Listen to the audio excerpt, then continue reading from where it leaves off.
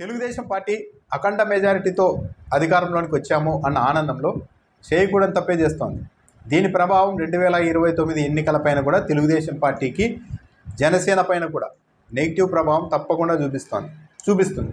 Telugu Desam party నాయకులు అనుకుంటూ ఉన్నారు, ఇంకా ఇప్పుడే కదా ఎలక్షన్లు అయిపోయింది, ఇంకా 2029 వరకు ఏం ఎలక్షన్లు ఉండవు, ఇక లోకల్ బాడీ ఎలక్షన్లు ఇలాగే దౌర్జన్యాలు చేసి ఏకపక్షంగా అవతల వాళ్ళని నామినేషన్లు కూడా వేయించే పరిస్థితి ఈసారి ఉంటుంది ఏపీలో. గుర్తుపెట్టుకోండి, ఆ రోజు అదే జరుగుతుంది. ఈసారి అవతల వాళ్ళని నామినేషన్లు కూడా వేయించారు, ఎవరికి వాళ్ళు ప్రకటించేసుకుంటారు దాదాపు అధికార పార్టీ నాయకులు.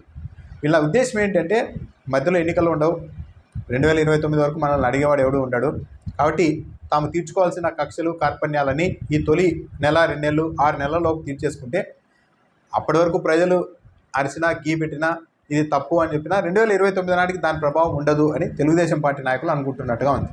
కానీ గుర్తుపెట్టుకోవాల్సింది ఏంటంటే ప్రతిదీ రికార్డ్ అవుతుంది. ఇప్పుడున్న టెక్నాలజీలో మీడియా సంస్థల ప్రత్యర్థులు ఎప్పుడో 10 ఏళ్ల క్రితం చేసిన తప్పుని కూడా తీరా ఎన్నికల సమయంలో తీసుకొని వచ్చి ప్రజల ముందర పెట్టి ఇలా అరాచకంతో మొదలైంది అన్నది తప్పనిసరిగా చూపిస్తారు.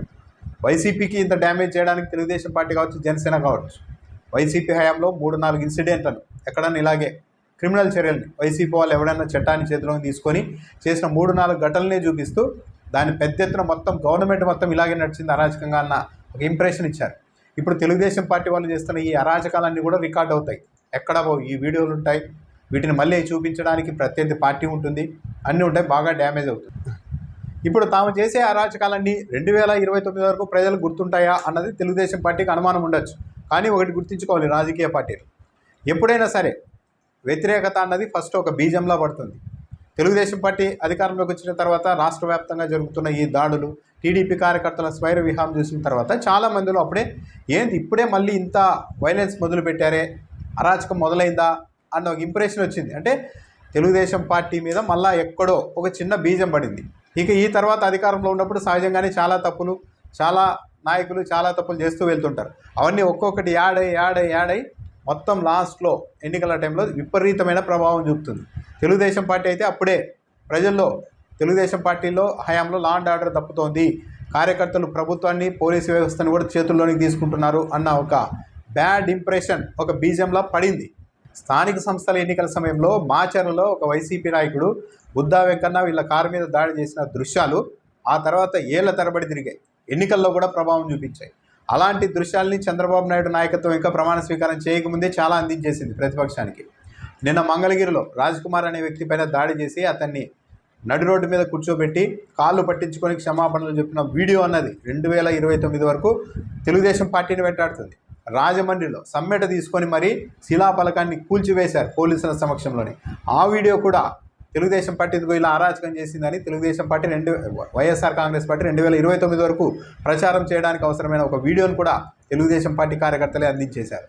దాంతోపాటు విగ్రహాలు ఎన్టీఆర్ యూనివర్సిటీ మీద కావచ్చు, హెల్త్ యూనివర్సిటీ మీద దాడి కావచ్చు, ఈ వీసీల్ని ఎస్కే యూనివర్సిటీ, ఎస్వి యూనివర్సిటీలో వీసీల ఛాంబర్లకు వెళ్ళి ఒరే రాజీనామాలు చేయండి రా అంటూ వచ్చిన ఆ వీడియోలు, ఇవన్నీ కూడా వైసీపీ వాళ్ళు ఇప్పుడు ఇంకా రీయాక్టివేట్ కాలేదు. కానీ వాళ్ళు యాక్టివేట్ అయిన తర్వాత ఈ వీడియోలన్నింటినీ మళ్ళీ వైరల్ చేయడం మొదలు పెడితే ఇలాంటి కొన్ని వీడియోలు ఒక 5-6 వీడియోలు ఆల్రెడీ తెలుగుదేశం పార్టీ ఇచ్చేసింది వైఎస్ఆర్ కాంగ్రెస్ పార్టీకి ఎంత మెటీరియల్ కావాలో అంత. ఆ వీడియోల్ని 2029 వరకు తిప్పుతూ ఇలా ఉంది లా అండ్ ఆర్డర్ అని చెప్పడానికి వైఎస్ఆర్ కాంగ్రెస్ పార్టీ వాడుతుంది. ఆ వీడియోల ప్రభావం 2029 వరకు వైఎస్ఆర్ కాంగ్రెస్ పార్టీని వెంటాడుతుంది, తెలుగుదేశం పార్టీని వెంటాడుతుంది. ఒకవేళ నిజంగానే కక్షలు కార్పణ్యాలు తీర్చుకోవాలి అని అనుకుంటే కాస్త తెలివైన ఉపయోగిస్తే అసలు ప్రజలకు ఇలాంటి ఇంప్రెషన్ రాకూడదు. అబ్బో చట్టాన్ని మొత్తం చేతుల్లోనికి తీసుకున్నారు, పోలీస్ వ్యవస్థ నిర్వీర్యం అయిపోయింది, ఇక మాకు తిరుగులేదు అన్నట్టుగా ఒక రాజకీయ పార్టీ కార్యకర్తలు స్వైర విహారం చేస్తున్నారు అన్న ఇంప్రెషన్ ప్రజల్లోనికి పోకూడదు. కానీ ప్రజల్లోనికి వెళ్ళిపోయింది. తెలుగుదేశం పార్టీ అధికారంలోకి వచ్చింది మొదలు తెలుగుదేశం పార్టీ నాయకులు కార్యకర్తలు రోడ్ల మీదకి వచ్చి దాడులు చేయడం, శిలాఫలకాలు పగలగొట్టడం, పోలీసులు 10ల సంఖ్యలో ఉన్నా కూడా కనీసం ఏమీ చేయకుండా చూస్తూ ఉండే పరిస్థితి వచ్చిన తర్వాత అరాచకం మళ్ళీ వచ్చింది అన్న ఒక ఇంప్రెషన్ అయితే ప్రజల్లోనికి వెళ్ళిపోయింది. ఈ impression first impression is best impression అన్నట్టు చంద్రబాబు నాయుడు అంత సీనియర్ నాయకుడు కాబట్టి మొత్తం గాడిని పెడతాడు, ఏదో చేస్తారు అనుకున్నారు. కానీ తొలి ఇంప్రెషన్లోనే ఇంకా ఆయన ప్రమాణ స్వీకారం చేయకముందే ఒక బ్యాడ్ నేమ్ను తెలుగుదేశం పార్టీ ప్రభుత్వం మూటగట్టేసుకుంది. తెలుగుదేశం పార్టీ నాయకులు పట్టాభి లాంటి వాళ్ళు మీడియా సమావేశాలు పెట్టి మాట్లాడుతున్న విధానం చూస్తుంటే ఎవడిని వదిలిపెట్టాం, అందరినీ పవర్ ఏంటో చూపిస్తాం, ఐపీసీ పవర్ ఏంటో చూపిస్తాం, పోలీస్ పవర్ ఏంటో చూపిస్తామని మాట్లాడుతున్నారు. అంటే అందరి మీద కేసులు పెట్టి వేధిస్తామని డైరెక్ట్గానే చెప్తున్నారు.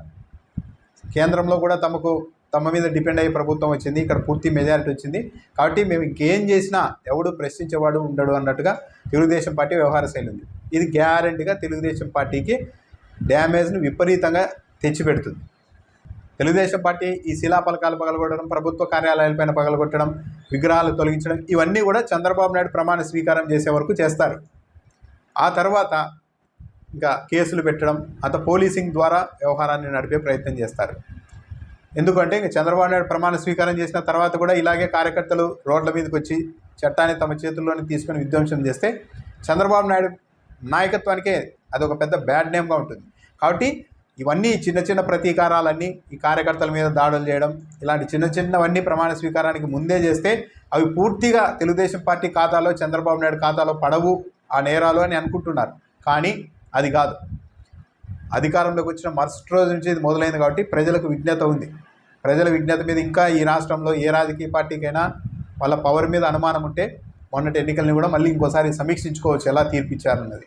కాబట్టి తెలుగుదేశం పార్టీ ప్రజల్ని అండర్ ఎస్టిమేట్ చేస్తే తమకు అధికారం ఇచ్చారు కాబట్టి ఇక అడిగే వ్యవస్థ కేంద్రంలో కూడా తమను అడిగేవారు ఉండరు, ఇక జ్యుడిషియరీ కూడా తమకు ఈసారి పెద్దగా ప్రతిఘటించదు అన్న ఇంప్రెషన్తో ఆలోచనతో ముందుకు వెళ్తే మాత్రం 2029లో తప్పనిసరిగా చాలా భారీ మూలాన్ని అయితే చంద్రబాబు నాయుడు నాయకత్వం చెల్లించుకోవాల్సి ఉంటుంది.